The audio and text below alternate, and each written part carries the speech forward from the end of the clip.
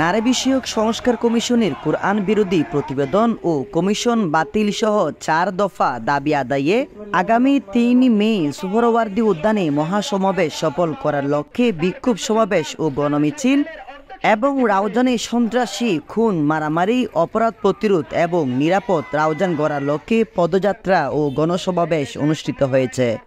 আমরা শান্তিপ্রিয়, আমরা শান্তিকামী মুসলমান জনতা এই দেশে শান্তির সুশৃঙ্খল চাই, কিন্তু এই দেশে যখন আমার প্রিয় নবীর বিরুদ্ধে কটাক্ষ করা হয় তখন আমরা ঘরে নাকে তেল দিয়ে কমাতে পারি না, সাথে সাথে আন্দোলনের ব্যানার নিয়ে মাঠে ময়দানে ঝাঁপিয়ে পড়ি।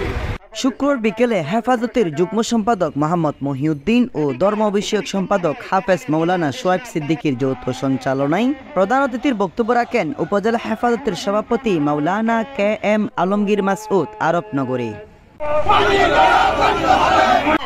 হেফাজ ইসলাম গঠন করা হয়েছিল 13 দফা দাবি নিয়ে। হেফাজ ইসলাম সাতটা শক্ত রক্ত দিয়েছে, হাটা যাইতে রক্ত দিয়েছে, ব্রাহ্মণবাড়িয়া রক্ত দিয়েছে, আরো যদি রক্ত দিতে হয় রক্ত সাগর বন্যা দিব ইনশাআল্লাহ।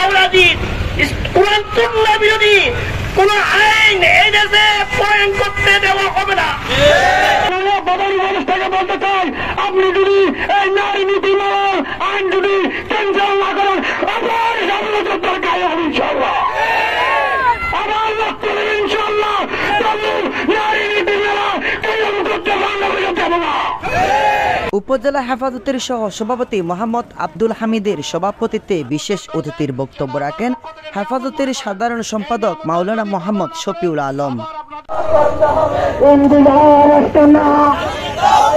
বক্তব্য রাখেন হেফাজতের দাওয়া সম্পাদক মাওলানা আবু বকর, দক্ষিণ গহিরা শাখার সভাপতি মাওলানা ইউনুস রহিমি, হলদিয়ার উপদেষ্টা আব্দুল কাদের, নোয়াদিসপুরের সাংগঠনিক সম্পাদক মাওলানা শফিউল আজম, যুগ্ম সম্পাদক কারি মাওলানা মোহাম্মদ খলিল, অর্থ সম্পাদক আব্দুল সামাদ, প্রচার সম্পাদক মোহাম্মদ মামুন, ডাবুয়া পশ্চিমের সহসভাপতি মাওলানা মোহাম্মদ ইমরান, হেফাজতের সহ ত্রাণ ও পুনর্বাসন সম্পাদক আব্দুল সাত্তার মেম্বার, ফতোয়া বিষয়ক সম্পাদক হাফেজ মাওলানা মোহাম্মদ তৈয়ব।